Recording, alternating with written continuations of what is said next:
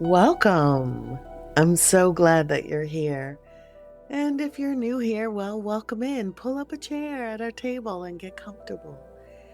This is the Gilded Leaf, a space for tea, soul work, and plant wisdom for the quiet conversations that live beneath the surface. Wherever you're listening from, just know that the kettle is on. I invite you to put your own kettle on so we can walk through this journey together with a warm cup of tea between our hands. I invite you to settle in. Take a breath, because that's what we do here. Slow down, feel your body, and join me for a few moments of gentle reflection.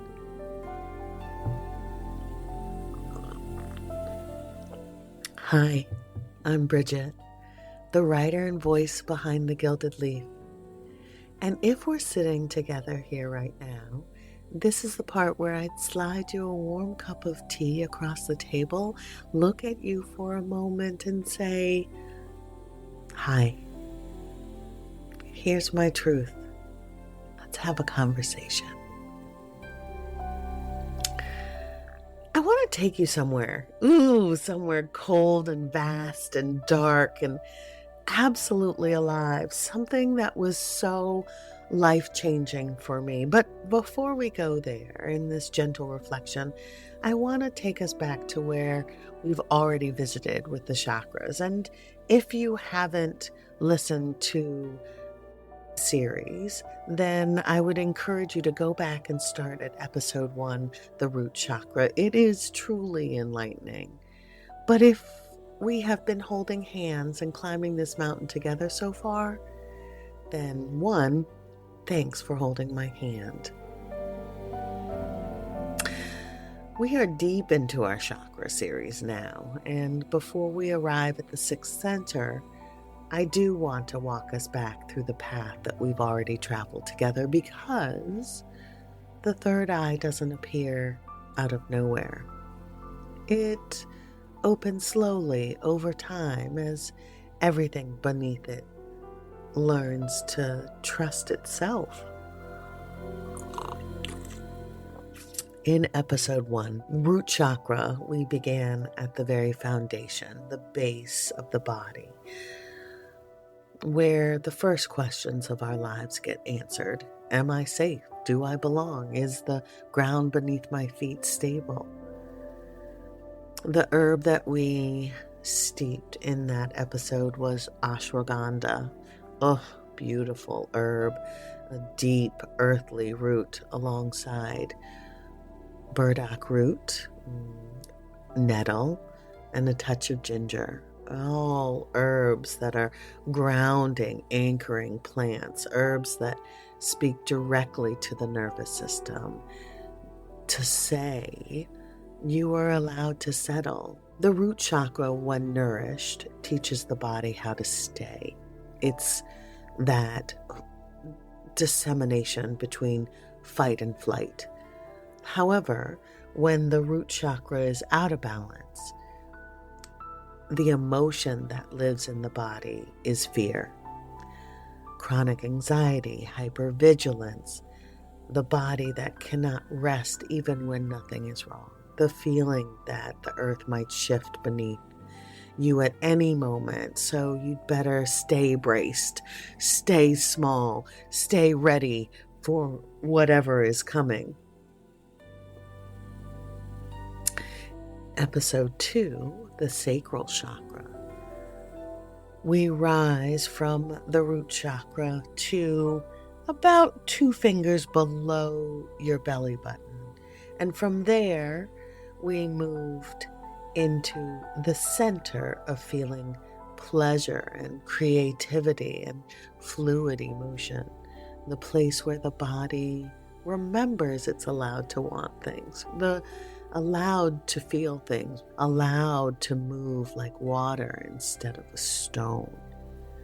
The herbs in this episode we steeped was damiana, rose, hibiscus and cinnamon and orange peel, all of the yummy, warm, sensual, creative plants in this herbal blend that encourages the body to soften around sensation and desire.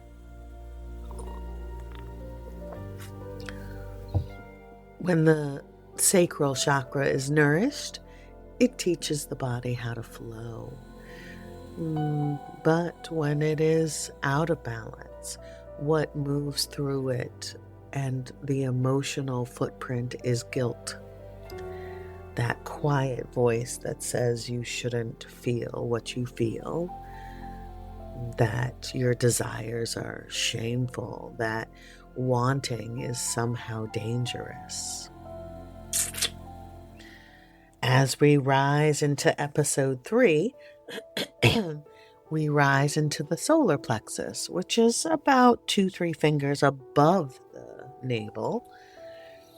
It's the bright, burning center just above the navel, the place of personal power, of self-worth and identity, where the nervous system learns the difference between force and true, steady sovereignty. It's beautiful, beautiful, energetic center. The herbs that we worked with is hawthorn, which has blossoms and it has thorns, alongside dandelion root, turmeric, and lemon balm, all of the herbs that have this bright lightness to digestive strength, because digestion is not just a physical act in the body. It's not just about food and transformation. It's about the energetics, how we process our experience. The solar plexus, when nourished, teaches the body how to transform. When the solar plexus is out of balance, what collapses there is the energetic emotion of shame. Not guilt, which says I did something wrong, but shame, which says I am something wrong, right? It shows up as chronic self-doubt, shrinking of one's energetic fire, a dimming of the quote-unquote I am.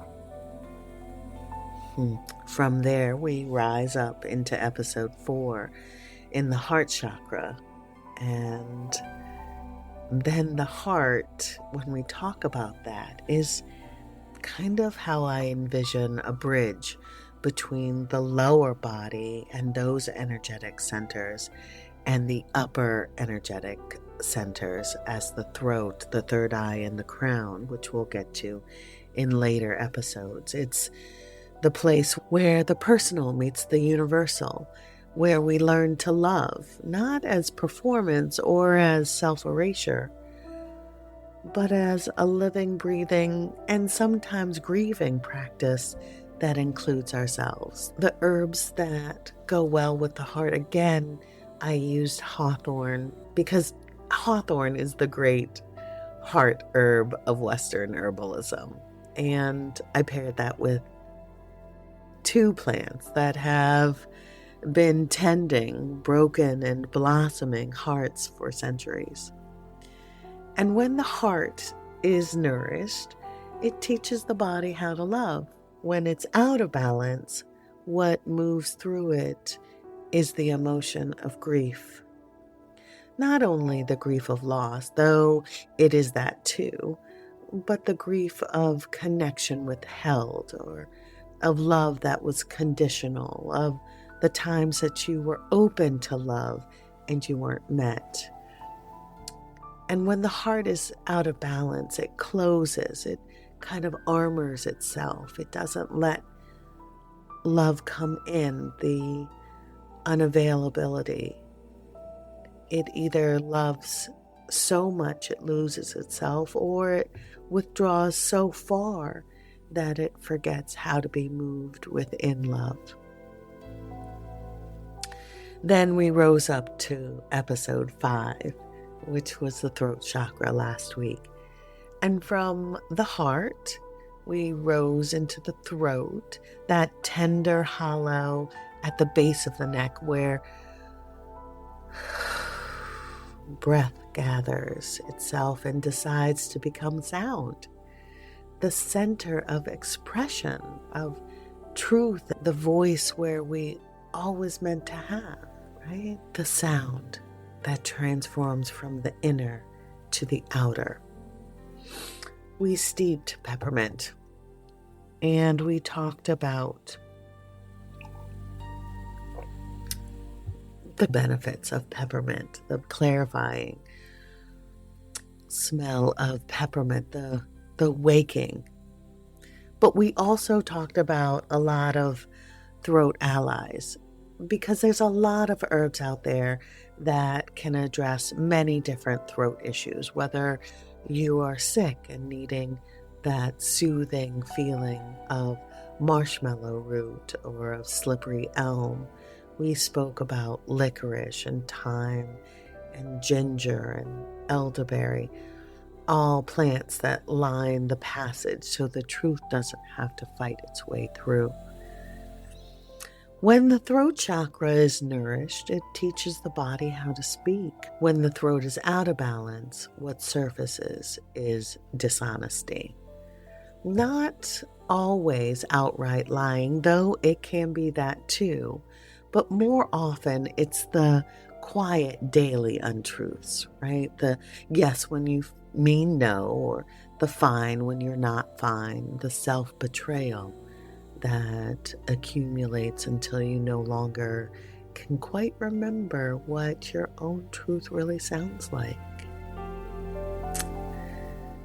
So, we have traveled through fear, guilt, shame, grief, and silence, because the body is a great teacher of its most tenderness wounds, and it sheds light on perhaps what we need to work through.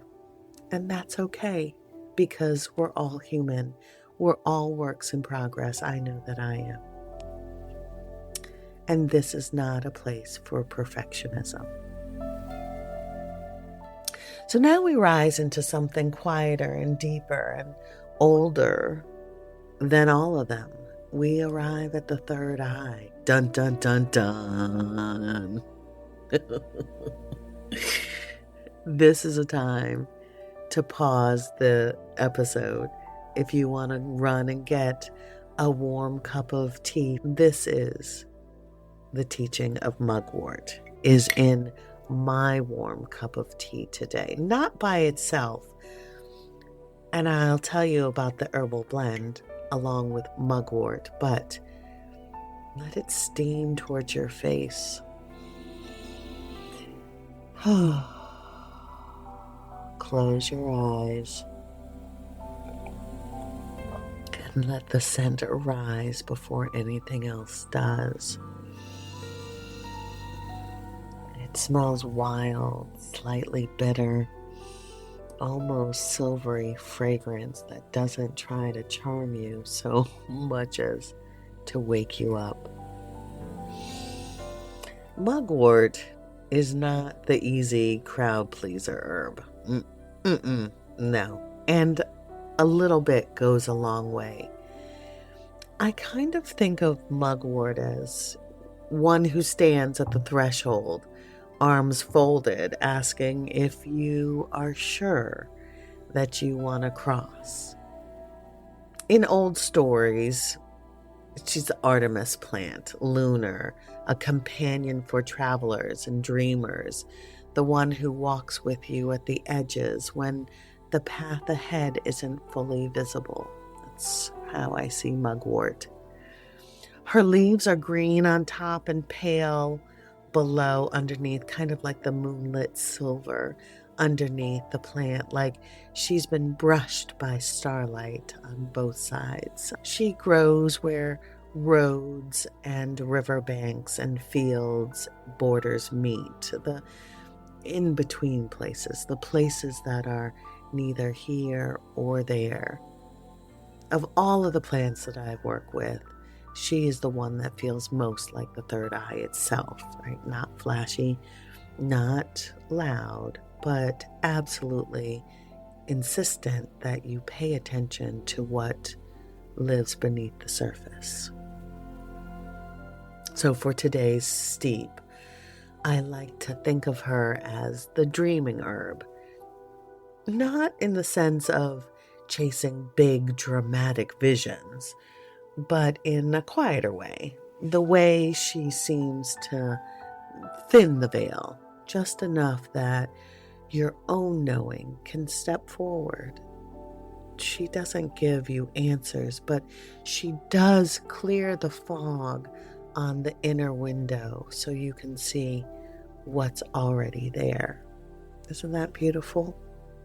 So she feels right for this episode, right? So make yourself a gentle third eye night blend when you can.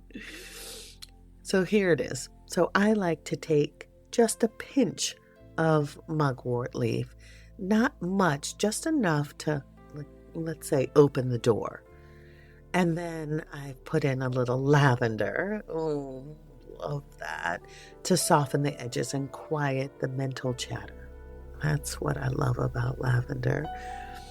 Of course, some lemon balm for the brightness and nervous system ease, right? Lemon balm is a nervine. Nervines directly go to the nervous system and ease and soften the nervous system so that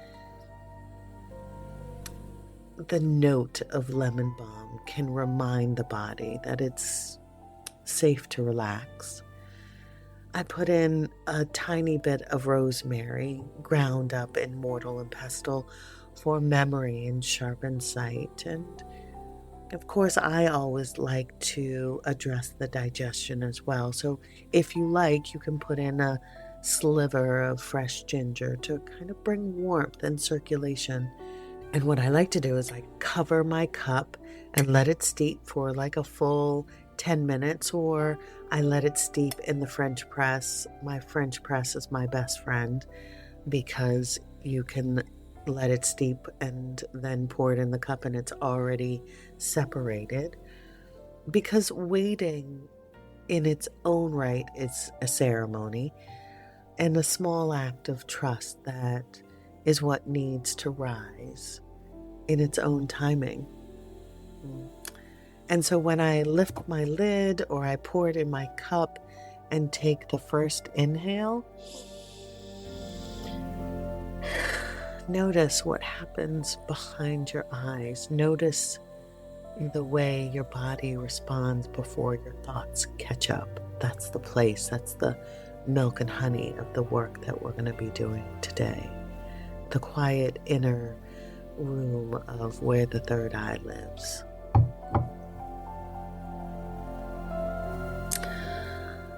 But I want to take you somewhere where I started in the beginning of this podcast, in Alaska. In Alaska winters in Fairbanks in 1995. A lesson that was learned deep within my cellular body.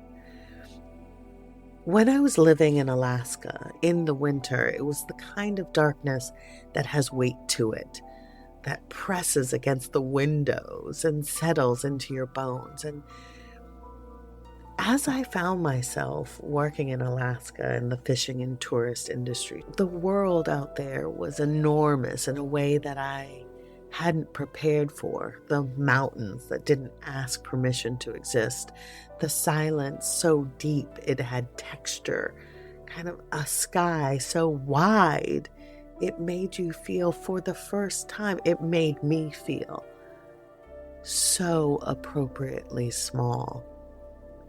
And then some nights the sky would crack open and the aurora borealis didn't just appear, it arrived. Sheets of green and violet and white moving like something breathing, like you were witnessing God speaking. Like the atmosphere itself had decided just for a few hours to show you what it was made of. There are no adequate words for it. Just You simply have to stand there and let it happen to you. But here's the thing that nobody tells you. Right before it comes, the Huskies in Anchorage, in Fairbanks, there's huge dog sled populations. And the dogs would start to howl before the lights would arrive. And every single time, before I could see a thing, before a single ribbon of light crept across the sky, those dogs would lift their heads and begin. And it wasn't that they were barking at something and they weren't afraid. It was more like they were answering, like the aurora was transmitting something on a frequency that they could receive, and they were singing back to it. And I would stand out there in the dark, in my parkas, in 60 below weather, my eyelashes struggling, my nose hairs struggling not to get stuck together. And I felt it too, not with my eyes, not with my mind, with something deeper than either of those.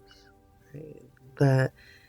That was the night or nights that I began to understand that I was not just a person living a life, that I was an energetic being moving through an energetic world, that those lights weren't just beautiful, they were broadcasting, and something in me, something I hadn't been properly introduced to yet, was picking up that signal. And I started to understand what it meant to move in this body, not as a person in a meat suit, but as an energetic self, woven from the same frequencies as the northern lights and howling dogs and mugwort growing alongside moonlit riverbanks. That was the beginning of my third eye opening, way, way back in the day, which I feel like is a perfect segue into the sixth chakra, which, by the way, lives between your eyebrows. I hope I don't butcher it, but it's called angina. Angina, which translates to be able to perceive or to know. Not to think, not to analyze, but to know that particular quality of inner certainty that doesn't require a permission slip from the rational mind. Right? The third eye is the seat of intuition, the inner vision, and what the mystics called the clear seeing, right? The ability to perceive what is real beyond what is merely visible. When it's nourished and open, you trust what you sense. This is called the sixth sense. You catch the thing beneath the thing. You understand without always being able to explain the how or the why. You can walk into a room, for example, and know that something is off before the word has even been spoken. It's the feeling. You meet someone and feel in your body whether they are safe or not. Or you wake in the night with an answer to something you hadn't consciously been asking. This is all things that the third eye is at work. When it's out of balance, we live in illusion. Let me explain. Because this is where I want to sit for a moment. Because illusion is the shadow side of the third eye, and it is far more common than we tend to acknowledge. It's not always dramatic. It's not always the grand self-deception, the belief in something wildly untrue. It's more often quieter than that. It's the story we tell ourselves about why a situation is fine when the body already knows that it isn't. It's the pattern we keep repeating because we cannot yet see it clearly enough to change it. It is mistaking the performance for the person, the surface for the depth, the map for the territory.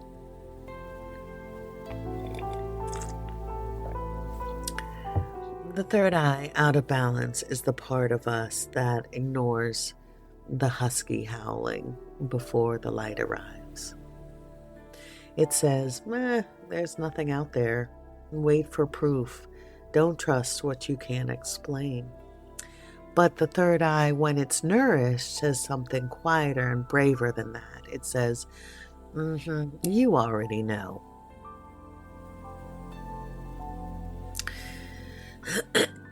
Let's go back a little bit.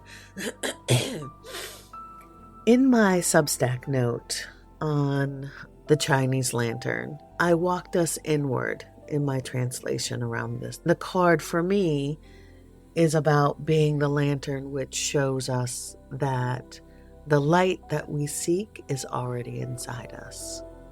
It's a beautiful card. And in tarot, the Hermit card is what we can't see because we feel it within our bodies. The light that is already inside us. The invitation to go quiet, to withdraw from the noise long enough to remember ourselves. And that's kind of the third eye, is what we find when we arrive there. It's not the going in, it is the seeing that becomes possible once we do. I think about those huskies often. They didn't need to be taught to feel the frequency of lights. They were simply awakening to it. That is all the third eye asks of us. Not special gifts, not years of training, not a particular kind of holiness. Just a willingness to be awake, to stop explaining away the things you've sensed before you even had evidence. To trust that when your whole body responds to something, that tightening, that opening, that quiet yes or no that arrives before the mind has even caught up, that response is information.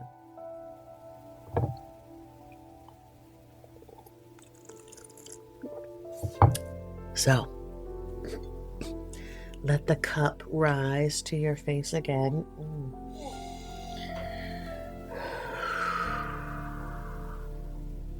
That wild green, slightly bitter fragrance that doesn't rush to please you, but it invites you to pay closer attention. Because you are not a person moving through an indifferent world. You are an energetic being woven from the same fabric as northern lights and moonlit riverbanks and the dreaming plants that open their eyes when the rest of the world goes dark. You were built to receive. So let's open your eyes. No, not those eyes. The other one.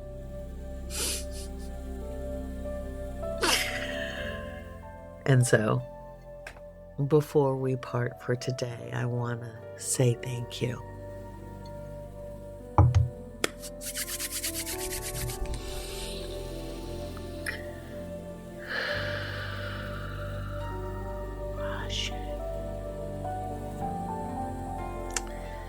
I want to thank you for being here, for listening, for making space, the quiet things that move the heart and warm the soul. And of course, I hope that this feels less like a podcast and more like a shared moment, like sitting with an old friend with a warm mug of mugwort and lavender, where nothing needs to be fixed and nothing needs to be rushed. Just a time for you and me to sit together and to tend to the things that live deep within us. So next time we will arrive at the 7th and final chakra in our series, the crown. The place where the individual self begins to reconnect with something larger like spirit or consciousness, as I call it, the great mystery. The great mystery. So we're almost at the top of the mountain, so let's keep climbing together, holding hands and drinking tea, because that's the good stuff. That's the milk and honey of what we're doing here today. So let's keep climbing. As always, this is Bridget signing off. Let's switch it up. Steeped in vision and offered in care.